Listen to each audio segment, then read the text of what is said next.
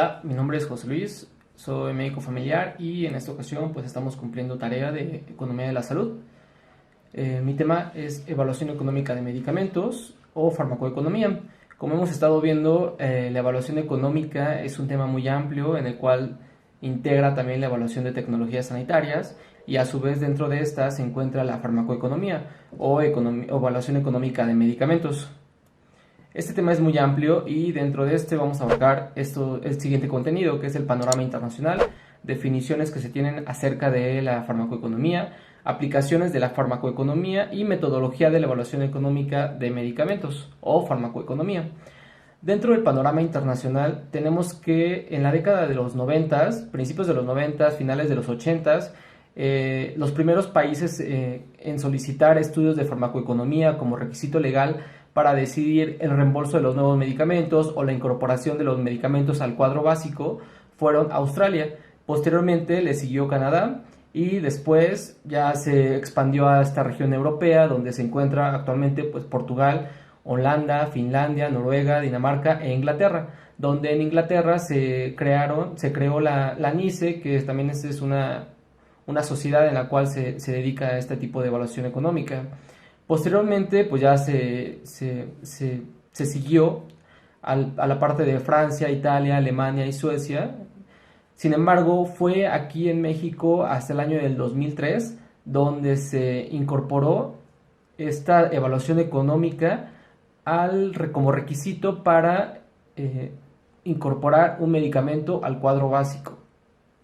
Sin embargo, también no solamente es en México, en Latinoamérica, donde se encuentra actualmente la evaluación económica de medicamentos, sino también en la parte de Uruguay, en Chile, se está llevando a cabo un amplio estudio acerca de esta farmacoeconomía. Sin embargo, tenemos y encontré tres definiciones que me parecieron importantes.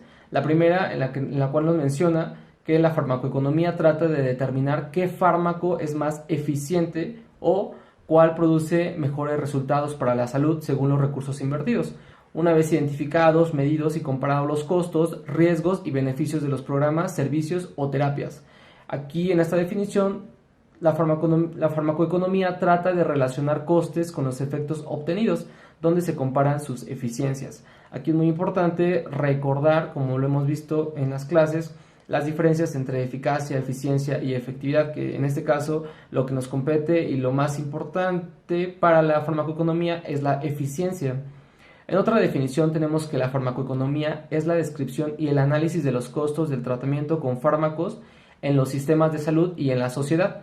También puede definirse como la determinación de la eficiencia, que como les comentaba es esta relación entre costo y efecto de un tratamiento farmacológico y su comparación con otras opciones con el fin de seleccionar aquella con una relación costo-beneficio más favorable.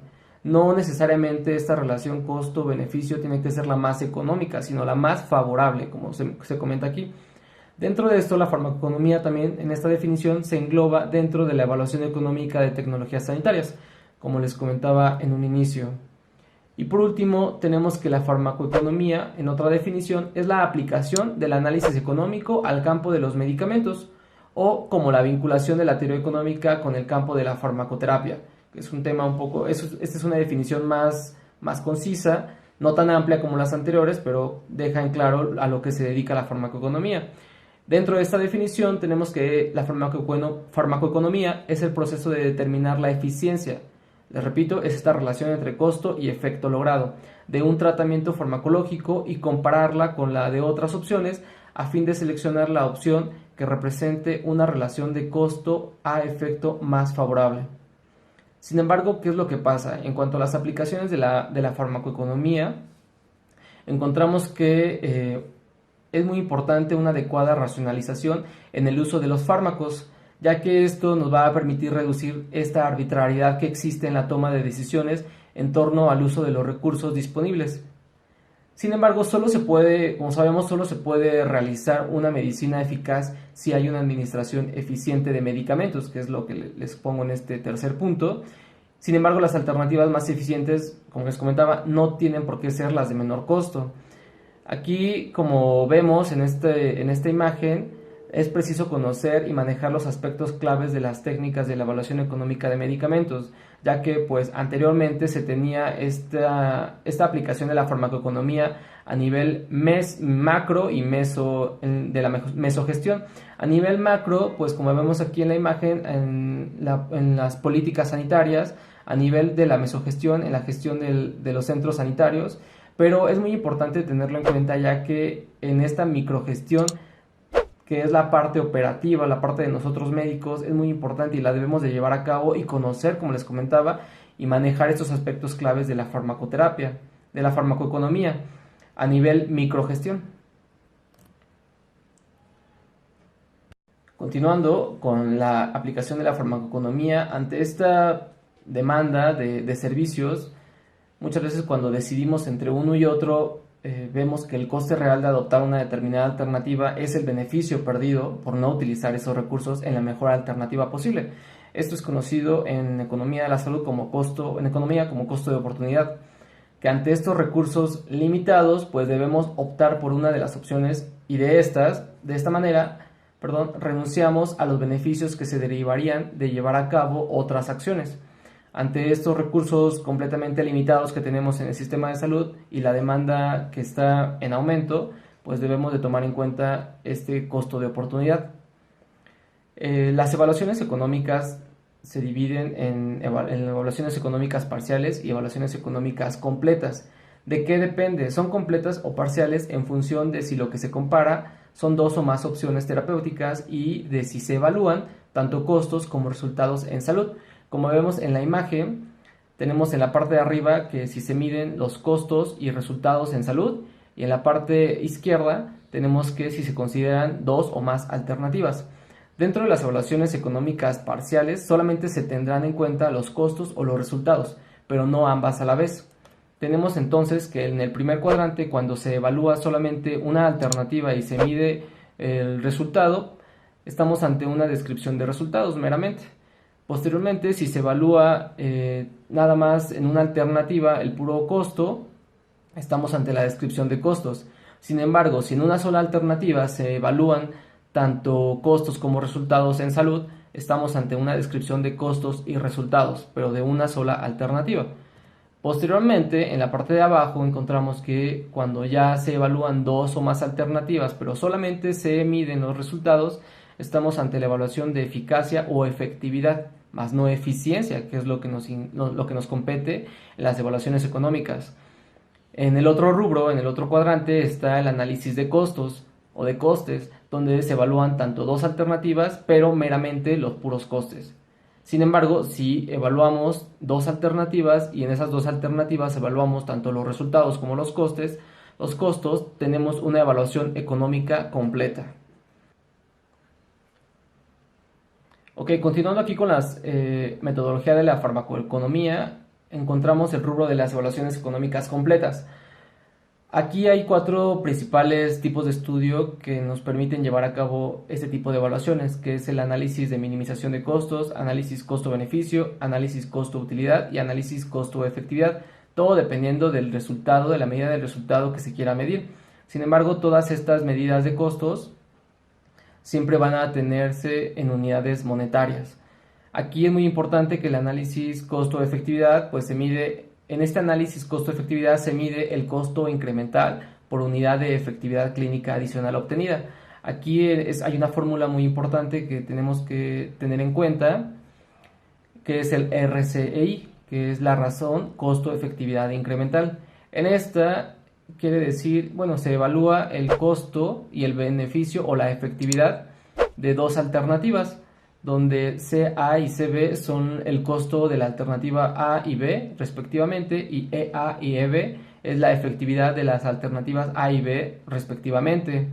Dentro del análisis costo-utilidad, los resultados se miden unificando la cantidad de vida ganada con la calidad de esos años vividos, resultando así el parámetro que conocemos como ABAC, que son los años de vida ajustados a la calidad o ajustados por calidad. Aquí también se conocen estos ABAC como QALY, que viene siendo por las cifras en inglés. Sin embargo, aquí en economía hay que recordar que el término utilidad es sinónimo de preferencia y hace referencia a la calidad de vida percibida o al deseo relativo de los diferentes sujetos entre dos o más estados de salud, y este se va a calcular mediante diferentes métodos, ya sean directos o indirectos. Continuando con esta metodología, como les comentaba, el ABAC, que es años de vida ajustados a calidad o por calidad, también en sus siglas en inglés que son QALY, que les comentaba anteriormente. Aquí tenemos que un ABAC equivale a un año de vida en perfecta salud. Este se evalúa desde 0 a 1, donde 0 es igual a muerte y 1 es una salud perfecta. Para calcular un ABAC se multiplica la duración del estado de salud, que es en años, por un factor que representa la calidad o utilidad de este estado de salud. Aquí, por ejemplo, pues tenemos o podemos decir que medio ABAC en buena salud equivale a 0.5 ABAC, y que esa misma cifra se asociaría a un año de vida en un estado de salud a un 50% de salud perfecta. Sin embargo, aquí, por ejemplo, en la imagen tenemos que en un año tenemos un ABAC, que ese año se vivió de una forma con una salud perfecta, o a diferencia que un ABAC en 2 años, racionado obviamente, cada año se vivió con 0.5 ABAC. En su suma, pues es 1, pero en su suma no es lo mismo, porque el estado de salud se vivió a un 50%. Continuando con esta metodología, es muy importante aquí tener en cuenta los tipos de costos. Los costos los vamos a dividir en directos, indirectos o intangibles. A su vez, los directos se dividen en directos médicos, que son aquellos relacionados por la prestación de los servicios sanitarios, toda la cuestión de gastos de salud, de gastos de luz, de personal, y los directos no médicos, que son los que inciden directamente en el bolsillo del paciente. Es todo aquello que el paciente desembolsa, sale de su bolsillo, ¿no? Y estos indirectos también, por otro lado, son aquellos que resultan de la pérdida de la productividad secundaria a la enfermedad. Ya estos se van a ver relacionados con la morbilidad, con la mortalidad, y aquellos intangibles, que son los tipos de costos que no pueden ser medidos, como el dolor, el sufrimiento, la ansiedad, entre otros. Otro término importante en esta metodología de la farmacoeconomía que hay que tener en cuenta es el umbral de aceptabilidad. El nivel de costos y efectos que son establecidos como aceptables para un determinado sistema de salud se denomina umbral o umbral de aceptabilidad.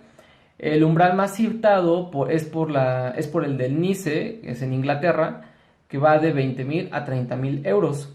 Se dice que tecnologías o aquella farmacoeconomía que supere los 30.000 euros no se consideran eficientes. Este umbral pues está determinado, como lo vemos en la primera imagen, por el costo relacionado con, por ejemplo, los años de vida ganados o los años de vida asociados por calidad. Desde el 2009, sin embargo, la NICE ya estableció excepciones, como son los criterios para situaciones terminales o criterios de EOL, que son End of Life. Entonces aquí acepta ya que para tratamientos de estas situaciones va de 30.000 hasta 50.000 euros por ABAC ganados, que esto es el riesgo, la razón costo-efectividad incremental. Aquí en este otro apartado tenemos el plano de costo-efectividad. Este plano de costo-efectividad es una representación visual de los efectos y costos incrementales con sus incertidumbres. Tenemos que lo dividimos en 4 cuadrantes en este plano, donde se expresan diferencias que pueden ser tanto positivas o negativas entre una nueva alternativa.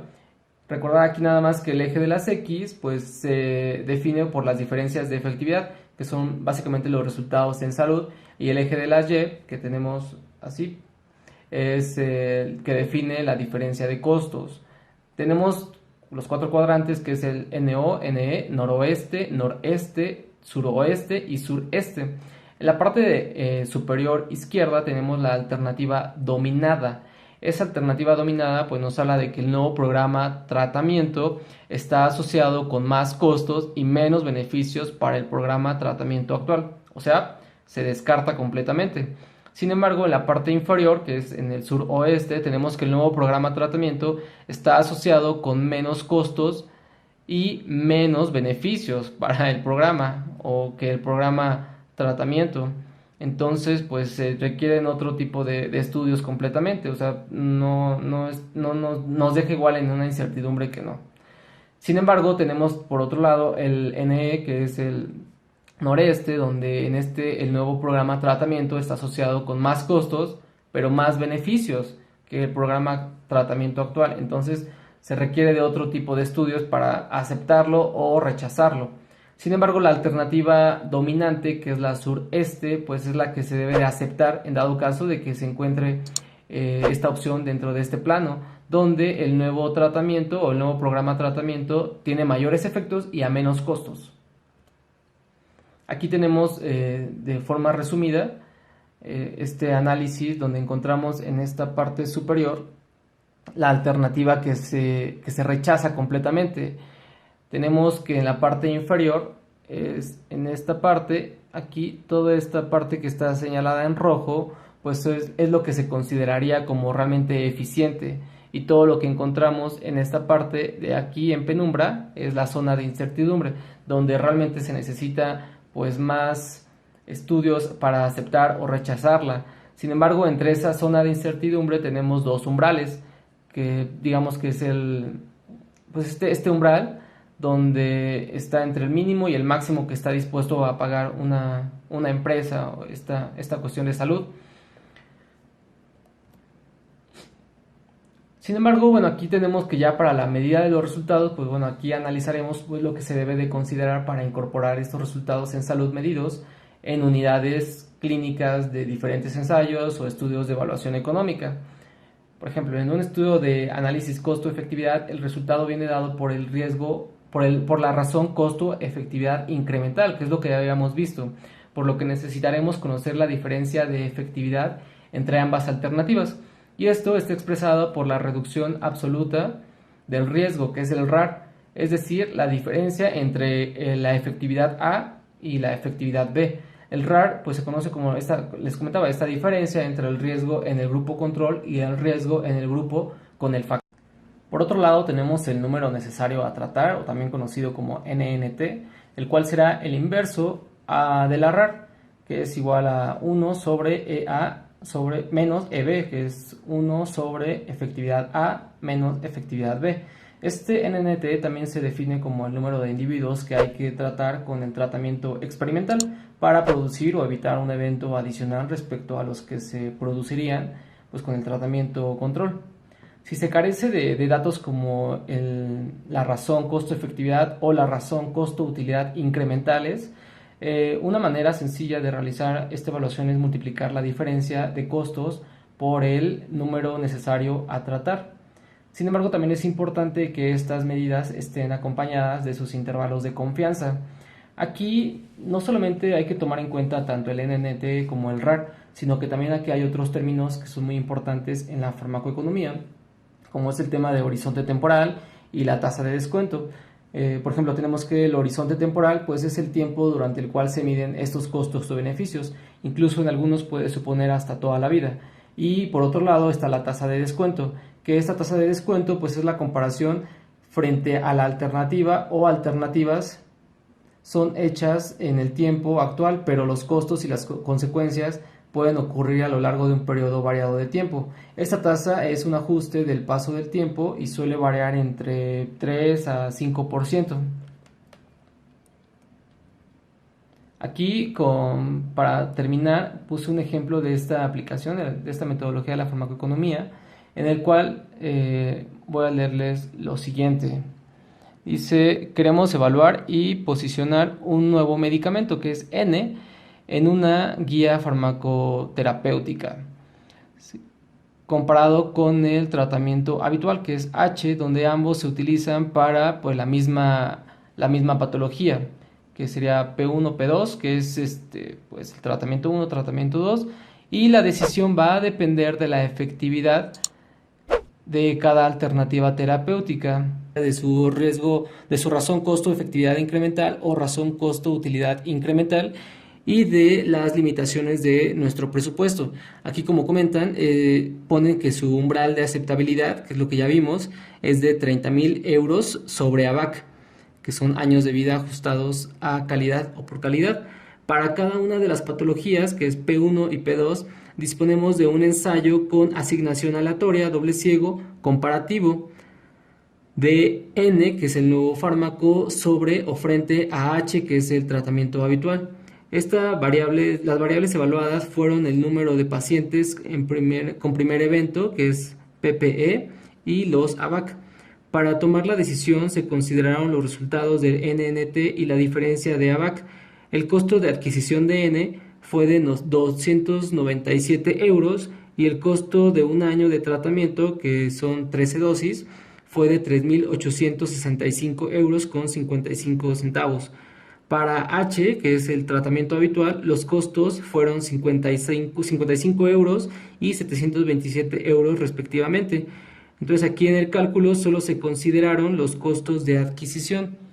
Tenemos aquí en la primera tabla, que es el cálculo del riesgo costo incremental, costo efectividad incremental, que tenemos aquí la variable evaluada y el costo incremental. Aquí, como ya nos lo mencionaron, solamente se colocan en esta tabla y se multiplica, como en este caso pues no tenemos el riesgo costo efectividad incremental, pues multiplicamos el NNT con su intervalo de confianza por el costo incremental, en el cual en cada opción nos da un resultado. En el primer producto, en el P1, nos da una razón costo efectividad incremental de 25.000 euros. Y en el segundo caso nos da un resultado de 62.000 euros. O sea, son costos bastante altos en el segundo caso. Sin embargo, también para eso se calcula la razón costo-utilidad incremental, donde igual aquí se tiene la variable evaluada, que en el primer caso son los ABAC y en el segundo de igual forma. Sin embargo, el costo incremental es pues el mismo. Pero aquí lo importante es que toman esta diferencia de los ABAC, de los años de vida ajustados a la calidad, que es completamente diferente en las dos. En la primera se tiene que es de 0.1 y en la segunda es de 0.06. Entonces se divide este costo incremental entre la diferencia de los ABAC y nos da la razón costo-utilidad incremental, que aquí sí ya hay más diferencias. En la primera tenemos que va de 31.000 euros y en la segunda nos da un resultado de 52.000 euros. Ambas pasan el umbral que tenían de 30.000 euros. Sin embargo, aquí es lo que viene en el análisis. Tenemos aquí que en los dos casos, pues se pasa, como les comentaba, del umbral de aceptabilidad. Entonces aquí es muy importante pues que tomen en cuenta otras consideraciones. Tanto en la parte en P1 como en P2 se pasan. En P1 el costo por ABAC